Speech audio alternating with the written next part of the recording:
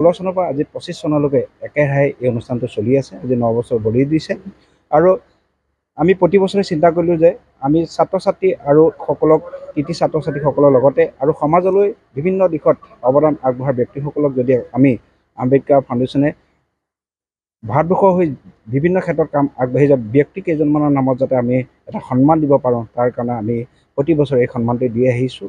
আৰু লগতে আমি আম্বেদকাৰ ফাউণ্ডেশ্যনে চিন্তা কৰিলোঁ যাতে আমি অতি পিছপৰা অঞ্চলৰ গাঁওসমূহত যাতে শনিবাৰ আৰু দেওবাৰে ছাত্ৰ ছাত্ৰীসকলক যে এঘণ্টাৰ শিক্ষা প্ৰদান কৰিব পাৰোঁ। সেই হেতুকে আমি সাবিত্ৰীবাই সখী কেন্দ্ৰ নামেৰে যোৰহাটত 20টা সাবিত্ৰীবাই সখী কেন্দ্ৰ বৰ্তমান এতিয়া চলি আছে আৰু পৰৱৰ্তী সময়ত আমি অসমৰ বিভিন্ন প্ৰান্তত আমি সাবিত্ৰীবাই সখী কেন্দ্ৰ স্থাপন কৰিবলৈ সিদ্ধান্ত গ্ৰহণ কৰিছোঁ আৰু আপোনালোকৰ সংবাদ মাধ্যমৰ আমাৰ সহায় সহযোগ। সেয়েহে আমি আজি এই যিটো অনুষ্ঠানত মাধৱদেৱ প্ৰেক্ষাগৃহত অসম কৃষি বিশ্ববিদ্যালয়ত প্ৰতিকূল বতৰ নেওচি আজি যিখিনি ছাত্ৰ ছাত্ৰী আমাৰ মাজত আহি পালেহি তেওঁলোকক আমি আৰু লগতে আমাৰ মুখ্য বক্তা হিচাপে আমি যিজন ব্যক্তি নিমন্ত্ৰণ কৰিছিলোঁ, কিষাণ সংঘৰ ৰাষ্ট্ৰীয় সাংগঠনিক সম্পাদক কৃষ্ণকান্ত দাস বৰা ডাঙৰীয়াক আমি অতি ধন্যবাদ জ্ঞাপন কৰিছোঁ। তেওঁ প্ৰতিকূল বতৰ নেওচি হ'লেও সৰু তিনিচুকীয়াৰ পৰা আহি আমাৰ মাজত যিকণ আমাক সময় দিলে আমি তাক ধন্যবাদ জ্ঞাপন কৰিছোঁ।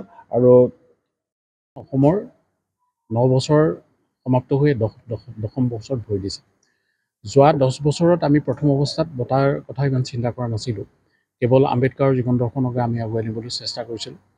কিন্তু যোৱা 5 বছৰমানৰ পৰা আমি ভাবিলোঁ যে ডক্টৰ বি.আৰ. আম্বেদকাৰকে হওক বা তেখেতক গুৰু জ্যোতিবা ফুলে, যাক মহাত্মা বুলি জনা যায়, আৰু সাবিত্ৰীবাই ফুলে, তেখেতসকলৰ জীৱন দৰ্শনক যাতে আমি ছাত্ৰ ছাত্ৰীসকলৰ মাজলৈ লৈ যাব পাৰোঁ, তেখেতসকলৰ মহান সৃষ্টিৰাজিক যাতে আমি ৰাইজৰ মাজত চিনাকি দিব পাৰোঁ, তাৰ প্ৰেৰণা লৈ আমি সমাজৰ বিভিন্ন ক্ষেত্ৰত কাম কৰি থকা কিছু মানুহক প্ৰেৰণা দিয়াৰ উদ্দেশ্যে আমি এই কাৰ্যসূচীটো লৈছিলোঁ। এই বছৰত আমি এটা নতুন বঁটা প্ৰৱৰ্তন কৰিছোঁ, সেয়া হ'ল পদ্মশ্ৰী আমাৰ ইন্দিৰা সেনাপতি মিৰি।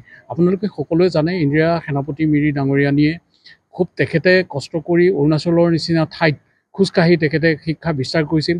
তেখেতে আমাৰ মহাবিদ্যালয় যিখন আছে, আমাৰ BEd কলেজ যোৰহাটত, তেখেতে সুদীৰ্ঘকাল তেখেতে তাতে প্ৰিন্সিপালৰ দায়িত্ব পালন কৰিছিল। আমি এপাশতে সংবাদ মাধ্যমৰ যোগেদি চৰকাৰক এটাই কথাও অনুৰোধ জনাইছোঁ যে তেখেতৰ নামেৰে যাতে মহিলা বিশ্ববিদ্যালয়খন যোৰহাটৰ ইন্দিৰা মিৰিৰ নামেৰে হওক, সেইটো আমি আম্বেদকাৰ ফাউণ্ডেশ্যন অসমৰ তৰফৰ পৰা আমি দাবীও জনাইছোঁ। আজি 4গৰাকী ব্যক্তি, প্ৰথমগৰাকী হ'ল দেম্বিৰাম পাংগিং ডাঙৰীয়া। তেখেতে আম্বেদকাৰ আইডিঅ'লজি বহুত সুদীৰ্ঘ সময় ধৰি ৰাইজৰ মাজলৈ নিয়াৰ প্ৰয়াস কৰিছে ONGCৰ যোগেদি। তেখেতক আমি ডক্টৰ বি.আৰ. আম্বেদকাৰ বঁটা দিছোঁ। নানু দাস ডাঙৰীয়া প্ৰতিষ্ঠিত ব্যৱসায়ী নগাঁৱৰ, তেখেতে সমাজ সেৱাৰ লগত জড়িত। যিহেতু জ্যোতিবা ফুলে তেখেত নিজেও এগৰাকী ব্যৱসায়ী আছিল, লগতে তেখেত শিক্ষা প্ৰসাৰৰ বাটকটি আছিল, তেখেতক আমি এই বঁটা দিছোঁ। ৰাজলক্ষ্মী শৰ্মা গোস্বামী, তেখেত যোৰহাটৰ জনজীৱনৰ এটি চিনাকী নাম, তেখেত বিশিষ্ট লেখিকা, লগতে সমাজ সংঘাতক, তেখেতক আমি সাবিত্ৰীবাই ফুলে বঁটা দিছোঁ। আৰু আমি প্ৰথমবাৰৰ বাবে আৰম্ভ কৰা পদ্মশ্ৰী আমাৰ যি ইন্দিৰা সেনাপতি মিৰি বাইদেউ বঁটাটো আমি এইবাৰ যোৰহাটৰ এগৰাকী লেখিকা তথা অধ্যাপিকা আমি অনিমা নায়ক বাইদেউলৈ প্ৰেৰণ কৰোঁ। খুব ভাল লাগিছে। মই সামাজিক কাম আজি বহু বছৰৰ পৰা কৰি আছিলোঁ, কিন্তু কেতিয়াও ভবা নাই যে বঁটা, ইয়াৰ বাবে মই বঁটাও পাম। বঁটা আজি আম্বেদকাৰ ফাউণ্ডেশ্যন অসমে যিটো বঁটা মোলৈ আগবঢ়ালে, তাৰ বাবে মই নথৈ আনন্দিত হৈছোঁ, বহুত সুখী হৈছোঁ, খুব ভাল লাগিছে।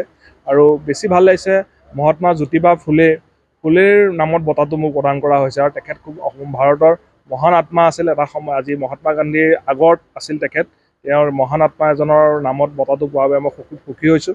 কাম কৰি আছোঁ, সামাজিক কাম বহু বছৰৰ পৰা কৰি আছোঁ। আৰম্ভণি কৰিছিলোঁ কলেজীয়া জীৱনত, পৰিয়ালৰ মানুহ বন্ধু বান্ধৱক তেজ দান দি পেলাই হস্পিটেলে ঘূৰি। ভাৰতৰ এনেকুৱা হস্পিটেল মোৰ নায়েই যোনখন হস্পিটেলত মই ৰোগীক লৈ যোৱা নাছিলোঁ, আৰু পৰিয়ালৰ মানুহ সকলোৰে কাৰণে গৈ আছিলোঁ। লাহে লাহে কামবিলাক বাঢ়ি আহিলে, কৰি এতিয়া বহুত বেলেগ ধৰণৰ অনুষ্ঠানত জড়িত হ'লোঁ।